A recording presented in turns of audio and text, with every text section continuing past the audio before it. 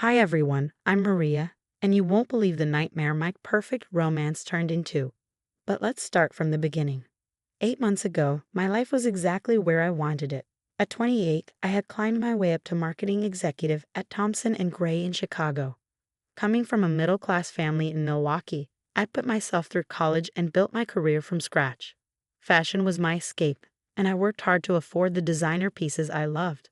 One Friday evening, my best friend and coworker Sarah dragged me away from a proposal I'd been staring at for hours. "Burl, you need to stop staring at that proposal and come to happy hour," she insisted.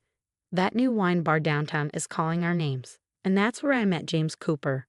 Tall, charming, and successful as a pharmaceutical sales manager, he literally bumped into me at the bar, spilling my wine. "Let me buy you another, and maybe dinner to make up for it," he said with an easy smile. One dinner turned into 8 magical months. James was everything I dreamed of: attentive, romantic, and utterly captivated by me. When he proposed at the top of the Hancock building, I didn't hesitate for a second. "You're going to be a wonderful addition to our family," his mother Patricia gushed when I first met her. Patricia lived in a mansion in Lake Forest. She was clearly from old money. Her husband Michael was quieter, kind but reserved, and James's sister Victoria seemed distant. "Don't worry about the wedding planning, dear," Patricia said, patting my hand. "I know all the best vendors." And that's when things started to shift. "Mom, Maria really wants the reception at the Drake," Victoria argued during a planning session. "Nonsense. The country club is far more appropriate. Robert, don't you agree?" Patricia turned to her silver-haired friend, who was somehow always around. "The country club has much better connections," he replied, sharing a knowing look with Patricia. Soon, every decision became a battle. My chosen flowers were too modern. The band was too loud. Even my dress was too flashy. "Honey, maybe Mom has a point about the venue," James started saying one night. "She does know best about these things." "But it's our wedding," I protested. "Maria, dear," Patricia would chime in with a serene smile, "I'm only thinking of what's best for the family's image. You'll understand once you're part of our world." Even Sarah was starting to worry. "She's totally trying to control everything. Are you sure James is worth all this?" I kept brushing her off, insisting that everything would be fine. But doubt was creeping in. The night before the wedding, during the rehearsal dinner, Patricia cornered me. "Those shoes you chose for tomorrow, they're quite tall, aren't they?" "They're Louboutins," I replied, "my splurge for the big day." She pursed her lips. "We'll see about that." Looking back, I should have seen the warning signs. But there I was the morning of my wedding, getting ready with Sarah and Victoria, convinced I was about to start my perfect life. If only I'd known what Patricia had planned for my special day. Just before the ceremony, Patricia pulled James aside, speaking loud enough for everyone to hear. "Darling, have you seen the shoes Maria is wearing? She'll tower over you in all the photos." "Mom, it's fine," James started. "It's absolutely not fine. In our family, it's tradition for the bride to appear demure. Robert, you remember how my sister-in-law caused such a scandal." "These shoes cost me a fortune," I protested, feeling my dream day slipping away. "Babe, maybe you could just, take them off for the photos," James asked, not meeting my eyes. "You can't be serious." Sarah jumped in. "This is ridiculous," but Patricia was already announcing to the gathering guests. "In our family, we have such beautiful traditions. Maria has graciously agreed to honor them." Humiliated, I stepped out of my precious Louboutins. The cold church floor sent a shiver through me as I caught Sarah overhearing Patricia whispering to her country club friends. "Did you see how quickly she took them off? That's how you put these social climbers in their place." She needed to learn early who really runs this family. 3 weeks later, the wedding photos arrived. There was Patricia, front and center, wearing 4-inch heels taller than the ones she forced me to remove. But this was only the beginning. After the honeymoon, Patricia started showing up at our condo unannounced. "Oh dear, is this what you call organized?" she'd say, running her finger along the furniture. "And that smell." Another attempt at cooking. "James likes my cooking," I defended, but she shook her head. "James was raised on proper meals. Speaking of which, son, the house I mentioned near us in Lake Forest just listed." "Mom, we agreed on Lincoln Park," I protested. "Actually, babe," James interrupted, Maybe we should look at it. Being closer to family would be nice. Even our plans to start a family weren't safe from her meddling. One evening, she dropped by during dinner. Not pregnant yet. At your age? She asked, arching an eyebrow. Perhaps it's for the best. Your career keeps you so busy, but James always wanted to be a young father. That's none of your business, I snapped. Maria, James scolded, don't talk to my mother that way. She's just concerned. Later that night, he confronted me. Maybe you could cut back at work. Mom's right about starting a family. I stared at him, this man who once loved my ambition now parroting his mother's words. The barefoot bride moment had been only the beginning. Every day, I was losing more of myself, and James was letting it happen. Your career isn't everything, he continued. Your mom says, your mom says, your mom says. Do you have any thoughts of your own anymore? I asked, exhausted. That night, as we slept in separate rooms, I realized my perfect life wasn't just cracking, it was shattering. Then the truly disturbing signs began. I noticed our mail looked tampered with, and when I checked our bank statements, I found transfers I didn't recognize. Hey, did you move money from our joint account? I asked James over breakfast. Oh yeah, Mom suggested some investments. Don't worry about it. Don't worry about it, it's our money. Why does she even know our account details? I've always kept her on my old accounts. She's great with finances. That same day, my boss called me into his office. Maria, we received some concerning calls about you. Someone suggested you're planning to leave for a competitor. My blood ran cold. Who? Who said that?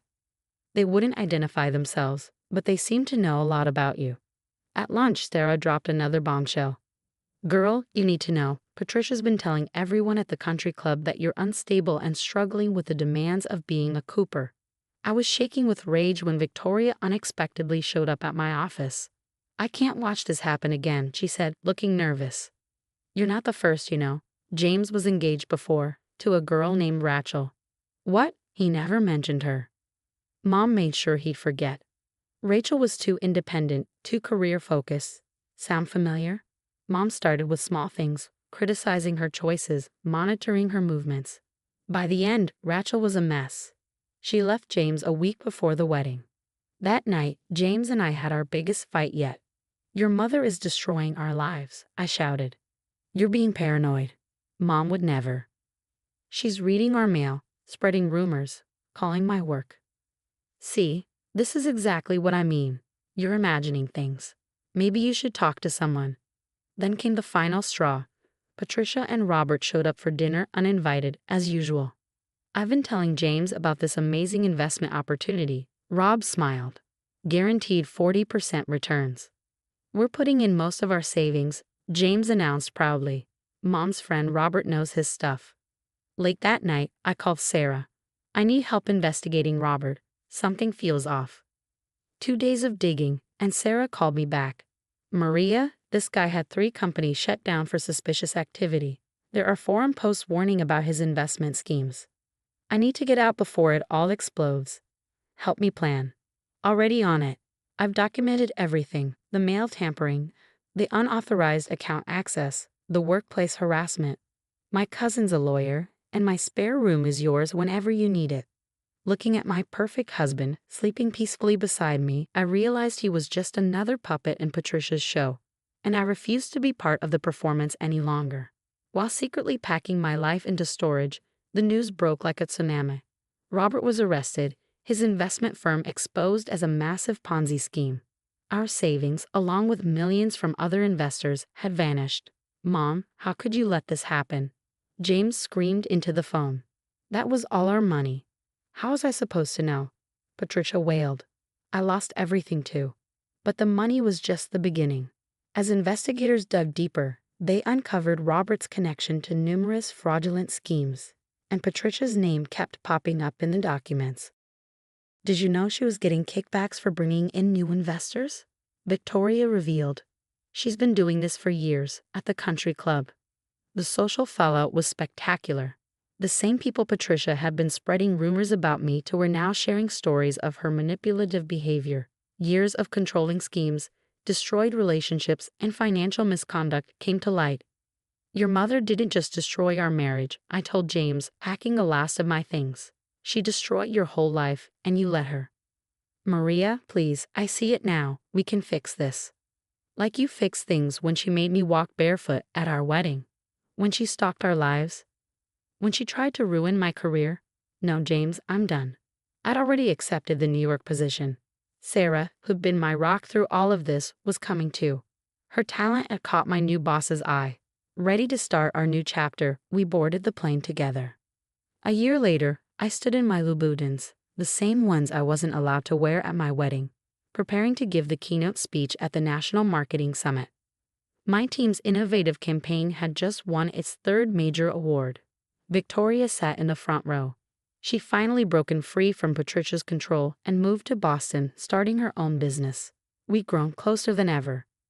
Through the industry grapevine, I'd heard that James and Patricia were facing bankruptcy proceedings. Their reputation in Chicago was ruined. The mighty Coopers had fallen, destroyed by their own toxic behavior. Looking out at the audience in my designer heels, I realized that walking barefoot at my wedding wasn't just a humiliation.